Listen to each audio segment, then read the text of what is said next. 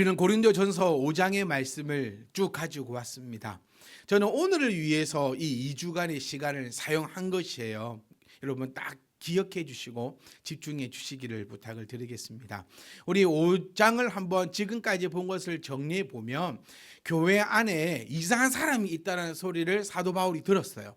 그러니까 교회 밖에서도 일어나지 않을 일. 그러니까 사도 바울은 이 고린도전서 5장을 통하여서 세상 일, 그러니 꼭 이 바깥 일과 교회 일을 구분했다는 거예요. 그러니까 믿는 자와 믿지 않는 자를 구분하였고 이것을 완전히 딱 갈라놔서 하나님의 밖에 있는 사람들, 즉 세상 사람들이다라고 그렇게 구분 지은 것이 이곳에서 나오기 시작합니다. 그래서 우리들도 이런 표현을 많이 쓰잖아요. 믿지 않는 자, 뭐 그들, 또 밖에 있는 자, 세상 사람들 이런 표현을 쓰고 있는데 이렇게 표현을 딱 쓰면서 세상에서도 없는 일이 교회에서 일어나고 있다라는 말을 사도 바울이 듣고 그 말을 시작으로 쓴 편지가 바로 이 고린도전서 5장이었습니다. 정리하면 한마디로 정리하면 이거였어요. 교회에서 그런 일들 하는 사람들이 있으면 그 사람들과는 사귀지도 말라. 즉 불쌍히 여기지도 말라는 거예요. 그리고 같이 먹지도 말아라. 그냥 상종을 하지 말아라. 밥은 누구가 먹는 겁니까? 여러분 제가 서두에 여러분께 다 한번 힌트를 드렸던 게 뭐냐면 밥은 사람끼리 먹는 거예요. 네, 그러니까 혹시 여러분 가운데 반려견을 키우고 반려견과 함께 식사하는 사람이 있으면 조금 바꿔보세요. 네, 개는 개끼리 먹고 사람은 사람끼리 먹어야 돼요. 개하고 사람하고 겸상을 하면 누가 개인지. 네, 제 생각은 그래요. 제 생각은 개하고 같이 잠을 잔다. 개 집에서 내가 자는 건지 내 집에서 개가 같이 자는 건지 잘 모르겠어요.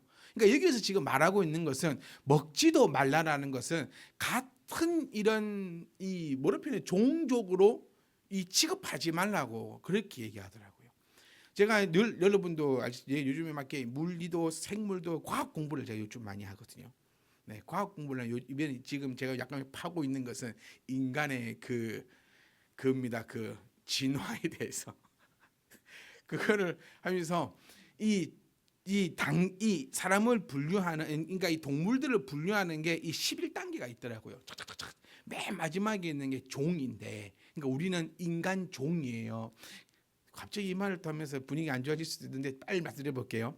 이 종이 뭐냐면 같은 종류를 얘기하는 거예요. 그러면 사자하고 호랑이하고 이렇게 교배를 붙여갖고 태어난 게 있거든요.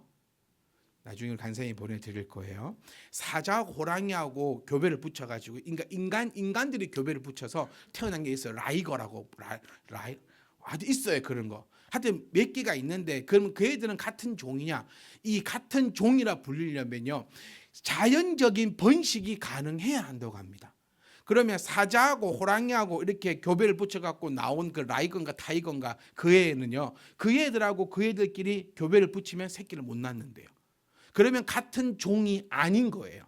그 말티즈하고 뭐 허스키 이런 거 있잖아요. 큰 개하고 교배를 붙여서 새끼가 나옵니다. 그러면 이 새끼하고 또 저 새끼하고 네 그거하고는 새끼를 놓아요. 그러니까 개 종류, 개류, 뭐 인간류 이게 부르는 게 종이다라고 얘기하는데 같이 먹지도 말라는 것은 그 같은 종으로 취급하지 말라는 거예요. 아주 무서운 얘기고 기분 나쁠 수 있는 얘기입니다. 그리고 판단을 세상 사람들을 왜 우리가 판단할 것이냐. 그러니까 세상 사람들은요 이미 심판받은 자로 완벽하게 딱 명백을 하고 있어요. 이미 심판받았다라고. 예수를 믿지 않는 자. 그러니까 여러분 우리는 이 말을 교회에서 할 수 있어야 합니다. 예수를 믿지 않는 자는 지옥 간다. 내 부모라도 내가 아무리 사랑하는 자라 할지라도 이 말은 우리 교회가 할 수 있어야 돼요.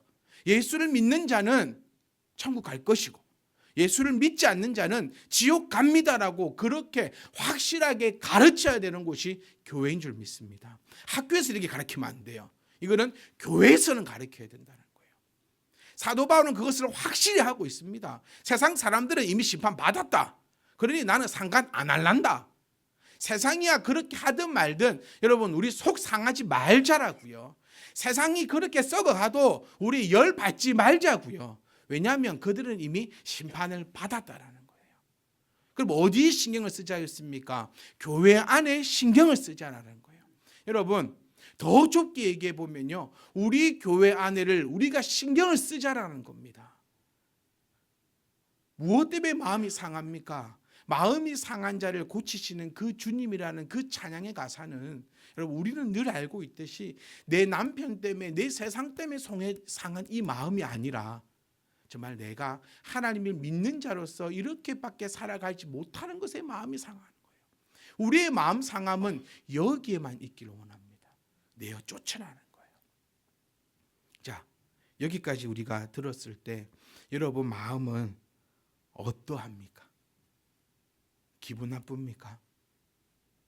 너무 무섭습니까? 이럴 수 있나 싶습니까? 그런 마음이 우리 가운데 있어서는 안 됩니다. 자녀들하고 이런 얘기 참 많이 하죠. 뭐 이렇게 하면은 매 때리겠다. 그 포커스가 뭡니까? 왜 매 맞는 것에 포커스를 두는지 모르겠어요. 실수하면 저희 큰아들이 그랬거든요. 공부를 할 때 한 번씩 얼토당토하는 실수를 해요. 그래서 아빠가 너를 어떻게 도와주면 좋을까? 얘기를 해라. 때릴까? 그러고 쑥을 막 내요. 그러면 굶어가. 평생 굶겠네. 좋겠다. 응? 뭐라 하더라? 그래 아들 때리는 아빠는 좋겠다. 아들을 굶어 죽이는 아빠 좋겠다. TV에 나오겠네. 뉴스에 나오겠네. 네. 모 목사 아들 굶어 죽이다. 뭐 이렇게 꼭 거기는 또 목사가 또 그러죠 나오는 거예요. 우리 그런 얘기 참 많이 했던 것 같아요. 자녀를 키우면서 또 뭘 하면서. 근데 우리의 포커스는 뭡니까? 너를 굶어 죽이겠다는 게 포커스가 아니거든요. 그렇게 하지 말라는 게 포커스거든요. 그러니까 이 고린도전서의 이 큰 틀의 말씀도 보면요, 사도 바울은 우리 교회를 향하여서 그래 다 쫓아내어 버리겠다는 얘기가 아니거든요. 우리는 이제 이 중심된 말씀을 통하여서 한 두 가지 정도만 오늘 함께 나누었으면 좋겠어요. 첫 번째로 우리가 이걸 통해서 무엇을 볼 수 있냐면 소통하고 있음을 우리는 발견할 수 있습니다. 사도 바울은 지금요 멀리 있어요. 고린도 교회에게 편지를 쓴 것입니다. 설교한 것이 아니라 편지를 쓴 거예요. 그래서 사도 바울 귀에 지금 이 이야기가 들어왔다는 거예요. 누가 일러 바쳤어? 이게 아니에요, 여러분. 네? 누가 일름 보냐? 이게 아니에요. 성도들은 어떠한 문제가 있을 때 어떠한 문제를 가지고 늘 소통을 하고 있었음을 우리는 발견할 수 있습니다. 소통의 이유가 뭡니까? 여러분, 일러 바쳐서 이 교회 혼나게 해주세요. 그 의미가 아닙니다. 이 이야기는 누가 했습니까? 고린도 교회에 있는 고린도 사람들이 얘기했어요. 그리고 여기서 잠깐 이 포인트를 찍고 넘어가자면, 여러분 고린도 교회에 있을 때 이 교회의 모습은 우리의 교회당의 모습이 아니라는 것을 또 말씀드리고 싶어요. 이 고린도 교회의 모습은 가정에 모여 있는, 그러니까 긴 식탁에서 식사로 모이는 그런 모습입니다. 지금 우리가 현재 가지고 있는 목사가 있고 앉아 있고 이런 교회 예배당에서 누가 이렇게 한 것이 아니라 정말 각 가정에서 소그룹으로 모여 있는 이런 교회를 의미합니다. 우리가 알고 있는 그 교회는 AD 300년 이후에 지어진 교회들이에요. 그러니까 지금 이 고린도 교회는 우리가 생각하는 이런 건물의 교회가 아니라 그저 사람들이 집에 모여서 식사를 나누며, 예배 형식도 이런 예배 형식이 아니라 식사를 나누며 떡을 떼고 주님께서 만찬 때에 보이셨던 그 모습 그대로, 그래서 말씀을 나누고 서로 얘기하며 기도하며 격려하는 교회의 모습을 우리가 가지고 가셔야 돼요. 그러니까 꼭 지금 우리 현대에 있는 교회 모습을 가져가 버리시면 이 말씀 뭔가가 좀 다르게 와닿을 수 있어요. 그런데 지금 누군가는요, 혹은 본인일 수도 있어요. 누군가가 혹 본인이, 근데 그 사람은 우리 안에 있는 사람인 거예요. 이 사람이 사도 바울에게 얘기한 것입니다. 소통을 한 것이에요. 그러니 그 멀리 떨어져 있는 그 사도 바울, 요즘처럼 카톡이나 이런 것도 없는, 편지를 보내도 몇 개월이 걸리는 그 시기에 사도 바울과 늘 소통하고 있었음을 우리는 살펴볼 수 있다는 거예요. 그러면 그렇게 얘기한 것은요, 이유는 하나입니다. 하나님 안에서 모든 것이 회복되기 위한 그 마음을 가지고 있는 거예요. 사도 바울이 말하고자 하는 것은 그런 자 쫓아내어 버려라, 교회의 분쟁을 만들어라, 교회가 늘 싸워서 이겨라는 것이 아니고 이 교회를 지켜야 한다라는 것이라는 거예요. 늘 여기서 말씀드렸습니다. 교회가 하는 일은 복음을 전하는 일 전에 이 복음을 온전하게 지키는 일부터가 시작되어야 된다는 거예요. 저는 여러분께 늘 고백합니다. 우리 예배당 안에 우리 교회가 100명, 1000명, 10,000명이 모이면 뭐 할 것이라는 거예요. 만약 내가 이 자리에 없다면 가장 중요한 것은요, 내가 몇 명을 전도했어가 아니라 내 신앙이 어떻는가가 중요하다라는 거예요. 우리 이렇게 말 많이 하잖아요. 가장 중요한 건 건강이다라고 얘기합니다. 왜냐하면 그것이 근본이잖아요. 건강하지 않는데 어떻게 공부하겠습니까? 건강하지 않는데 어떻게 일을 하겠습니까? 건강하지 않는데 어떻게 예배 드리겠습니까? 왜 뭐니 해도 건강이 최고다라고 하냐면 그 건강이라는 것이 기본적 바탕이 되는 거죠. 근데 이제 우리 요즘 중고등부, 중학생, 고등학생 엄마들은 또 이런 마음이죠. 건강만 할까봐 또 걱정이긴 해요. 아이들이 어릴 때는 딴 것도 말고 건강하게만 자라달라 이랬는데 이제는 건강만 할까봐, 이 자식이 건강만 할까봐. 그런데 이 건강이라는 것이 기본적으로 세워져야 어떤 꽃이라도 필 수 있기 때문에 건강이 중요하다라고 얘기하는 겁니다. 마찬가지예요. 100명이든 1000명이든 교회가 커지든 시설이 어떻게 되든 그거 중요한 거 아니에요. 제일 중요한 것은 우리 교회의 뿌리가 어디에 붙어 있느냐, 그리고 내가 어떻게 신앙을 가지고 가고 있는가가 제일 중요하다는 사실이에요. 사도 바울은요, 그것을 나타내고 싶은 거예요. 또 누군가가 사도 바울에게 이야기했던 이것은요, 교회가 부서지기를 원해서가 아니라 바로 세워지기 위해서라는 거예요. 그러니 우리는요, 끊임없이 소통하고 소통해야 합니다. 여러분, 교회는 어떤 곳입니까? 우리 늘 이 고민을 안고 살아야 돼요. 교회는 구원을 파는 곳이 아닙니다. 교회는 구원을 나누어 줄 수 있는 곳도 아니에요. 교회는 경쟁하는 곳도 아닙니다. 교회는 하나님을 알려주는 곳이에요. 여러분의 신앙의 그 길을 비춰주는 것뿐입니다. 그 신앙을 하는 것은 안 하는 것은 교회가 어떻게 할 수가 없다라는 거예요. 사회는 경쟁해야 합니다. 누군가가 1등이 있다면 누군가는 꽁등도 있는 거예요. 맞잖아요. 이게 세상이고 이게 사회입니다. 학교는요, 1등이 있으면요, 꽁뚱도 있는 거예요. 다 어떻게 1등 하겠습니까? 이거를 경쟁이라 부릅니다. 교회는 경쟁이 아니에요. 교회는 모두가 다 하나님 앞에서 1등이 되는 곳입니다. 왜 누구랑 경쟁합니까? 여러분, 신앙은요, 경쟁하는 것이 아니라 내가 하나님 앞에 얼마나 아름답게 서 있는가, 그것이 교회입니다. 왜 기도를 경쟁합니까? 왜 헌금을 경쟁합니까? 왜 신앙을 경쟁합니까? 교회는 그런 곳이 아니다. 교회는 하나님과 나와의 사이에서 아름답게 꽃 피어가는 것이 교회라는 거예요. 교회는 내어놓는 곳입니다. 무엇을 내어놓습니까? 하나님 앞에 나의 문제들을 내어놓는 거예요. 자랑은요, 교회에서 하지 마세요. 자랑할 곳은 정말 많습니다. 곰곰이 생각해 보세요. 자랑은 엄청 할 곳이 많아요. 그래도 자랑할 데가 없으면요, 그냥 그 사이트 들어가서 게시판이라도 글을 씁니다. 자랑은요. 그런데 우리 곰곰이 생각해 보자고요. 나의 아픔을, 나의 어둠을, 나의 문제들을 나타나는 곳은 어디냐라는 거예요. 고린도 교회 성도는요, 사도 바울에게 자신들의 문제를 이야기했습니다. 그러니 그 문제가 이 편지를 통하여서 해결되는 거예요. 파헤치고 죽이는 것이 아니라 이 편지를 통하여 교회가 더욱더 든든히 세워져 가는 거예요.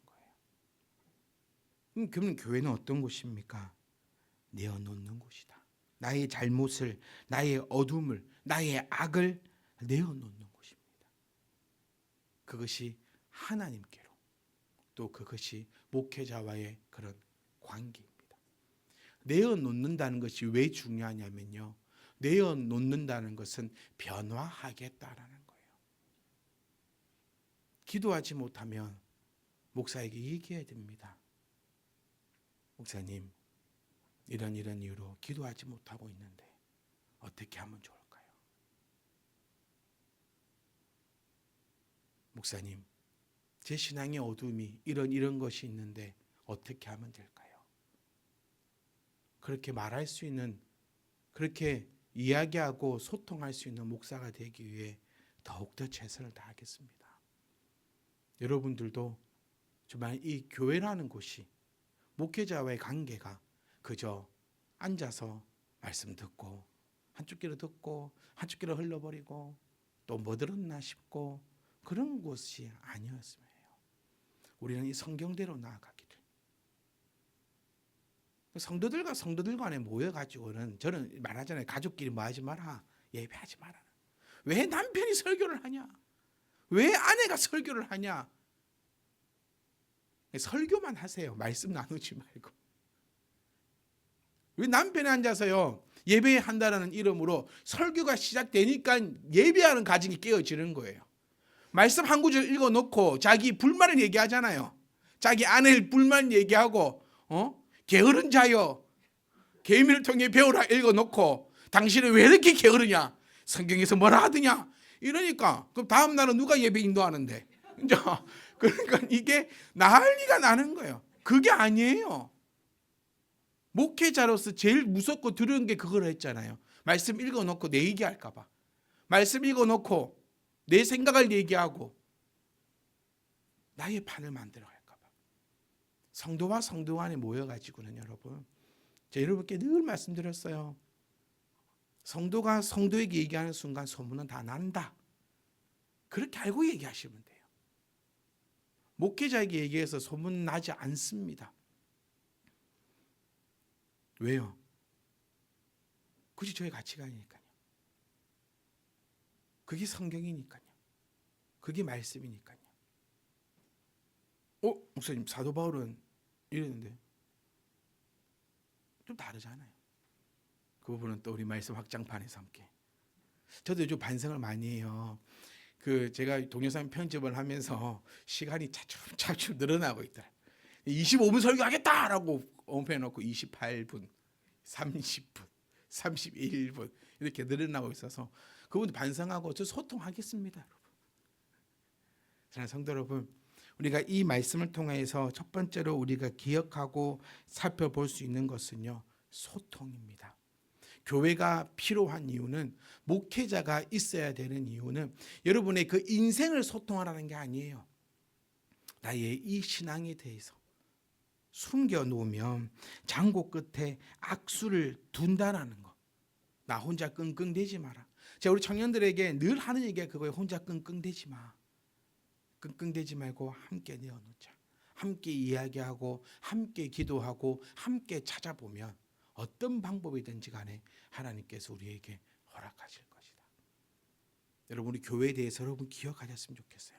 교회는 그저 왔다 그냥 돌아가는 것이 아니라, 교회는 자랑거리는 다른 곳에서 얼마든지 자랑할 수 있으니까 다른 곳에서 얼마든지 자랑도 하시고 교회에서도 자랑하십시오.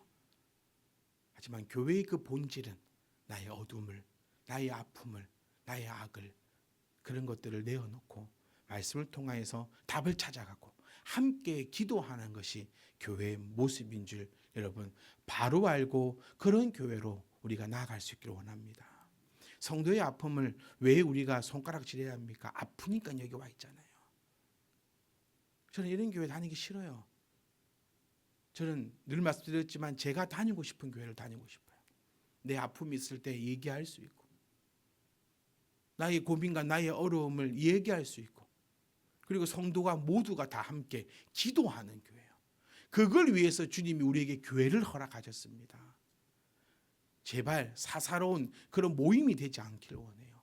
다른 모임들 가보세요. 그냥 남편 씻고 아내 씻고 자기 자식 자랑하고 가방, 왜 좋은 가방 들고 가야 되고 좋은 옷을 입어야 되고 왜 이런 모습을 교회에서 그대로 가져가야 되냐는 거예요.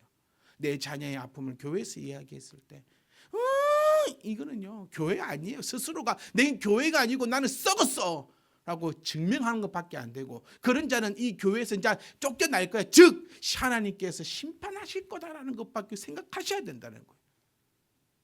성도의 자녀의 아픔을 알게 되면 여러분 기도하십시오. 목회자의 아픔을 알게 되면 여러분 기도하십시오. 끊임없이 소통이 넘쳐나는 그런 고린도 교회의 이 아름다운 모습. 하지만 이 사건의 본질만을 보지 말고 이 사건의 폭넓은 걸 보면서 사도 바울과 끊임없이 소통했던, 이 정말 말하기 싫거든요. 이거 안 되는 일이거든요. 어쩌면 교회가 넘어지고 무너지고 없어질 수도 있는 그런 문제거든요. 그런데 사도 바울과 끊임없이 소통했던 이 성도의 모습을 우리가 닮아가고 알아가고 같이 해 나갈 수 있기를 주의 이름으로 축복합니다. 그리고 또한요, 우리가 하면 안 되는 것들을 명확하게 알아야 합니다. 성경은 둥글스름하지 않다고 했어요. 믿으면 천국이 아니고, 약간 멍을 때리시는 것 같아가지고요. 믿으면 어디 가죠? 보세요. 믿으면 천국이 아니고 해도 아멘.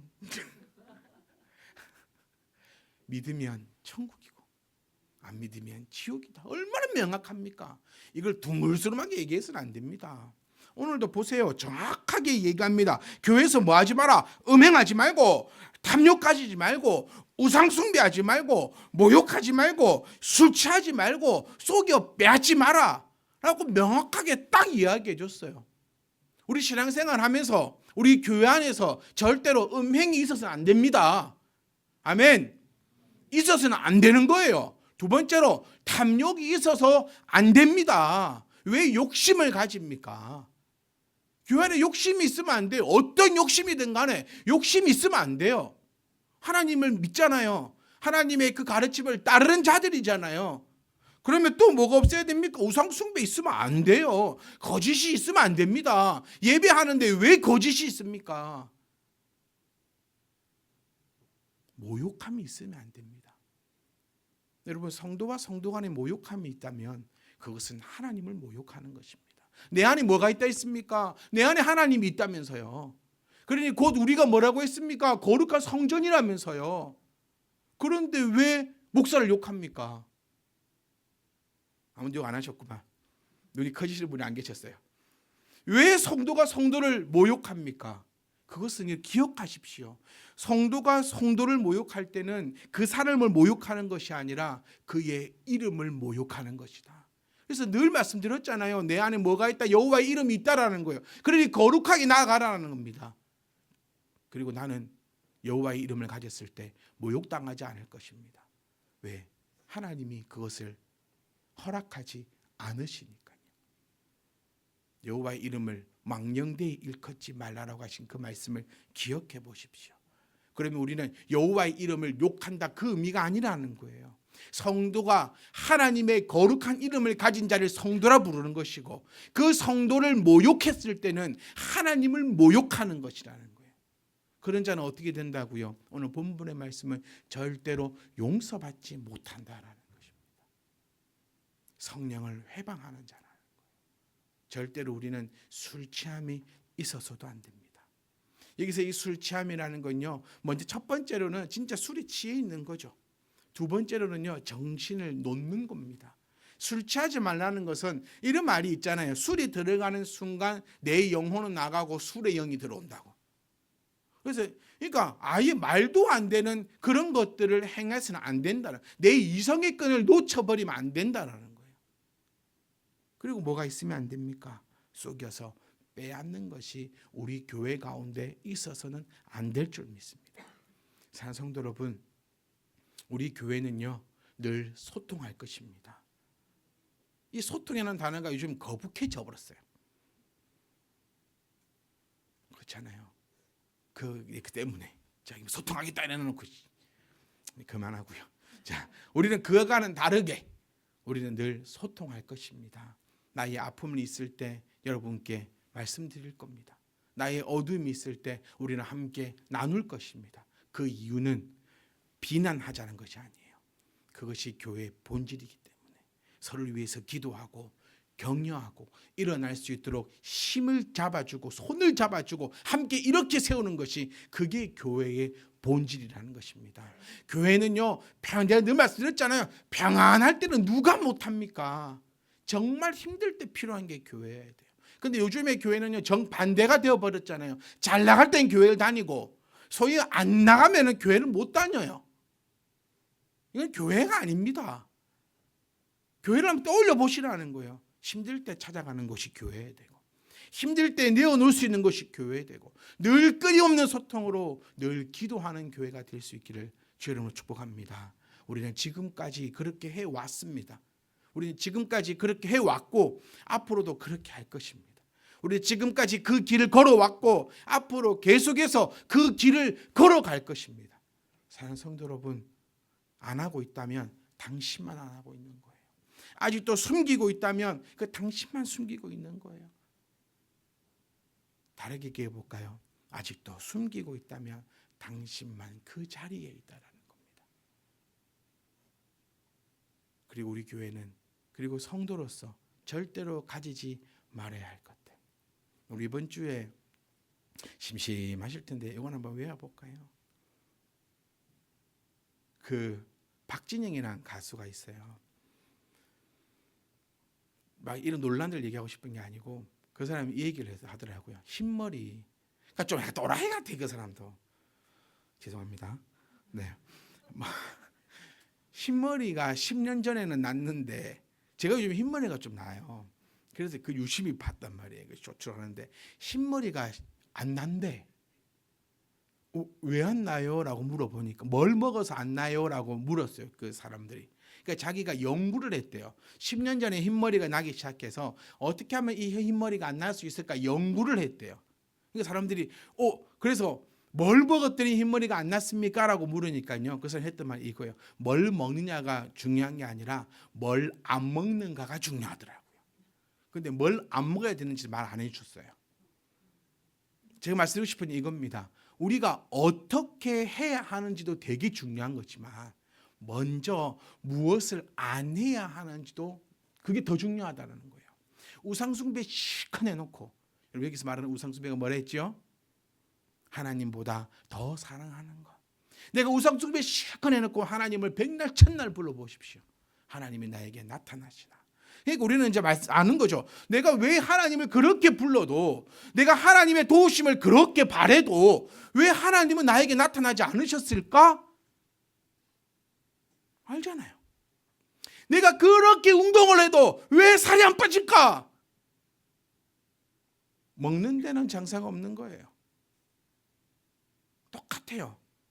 내가 우상 숭배하고 있지는 않는지, 내가 탐욕을 부리고 있는 건 아닌지, 내가 술 취해 있고 속여 빼앗고 있지는 않는지, 내가 무엇을 해야 합니까? 라기보다도 먼저 무엇을 안 해야 합니까? 라는 것을 우리가 먼저 질문하고 답을 얻어갈 수 있게 원합니다. 우리 참빛 희망 교회에는요, 참빛 희망 교회에 있는 사랑하는 우리 성도들 마음에는요, 결단코 음행이 없을 것입니다. 결단코 탐욕이 없을 것이고, 결단코 우상 숭배가 없으며, 결단코 모욕함이 없을 것이고, 결단코 술 취함이 없을 것이며, 결단코 속여 빼앗는 일이 없을 것입니다. 이런 일이 있다면 하나님께서는요, 내어 쫓으라라고 말하고 있습니다. 더 쉽게 정리해 볼까요? 하나님이 내어 쫓겠다라는 거예요. 왜 세상을 그렇게 강조했을까요? 세상은 심판받아 불 속에 있거든요. 그런데 성도는 보호함받아 평안함이 있거든요. 그런데 이 거룩한 곳에 탐욕이 있는 자 꺼내어서 세상으로 던져버리겠다는 겁니다. 우리는 이 말씀과 전혀 상관이 없기를 원합니다. 사랑하는 성도 여러분, 우리 늘 소통합시다. 그리고 늘 하지 말아야 할 것들은 하지 맙시다. 그래서 하나님 앞에 늘 당당하게, 선을 넘으면 안 돼요. 그 선이 이 선입니다. 이 친절하신 하나님께서 그 선을 바로 그어 주셨어요. 바로 그어 주셨어요. 이것은 선을 넘는 것이다. 음행이 있느냐? 선 넘은 거야. 못 돌아갑니다. 선 넘으면. 여러분 그 잘 아세요. 선을 넘으면 기회가 없어요. 선을 넘으면 안 됩니다. 그 선은 탐욕입니다. 우상 숭배입니다. 술 취하는 것입니다. 선을 넘지 않는 그를 통하여 하나님 안에서 늘 행복함이 있는 저와 여러분 되시기를 주 여러분 축복합니다. 교회가 교회다운 교회로 계속해서 2025년도 또 계속해서 그 걸음을 걸어가며 늘 하나님 안에서 평안이 있기를 주의 이름으로 축복합니다.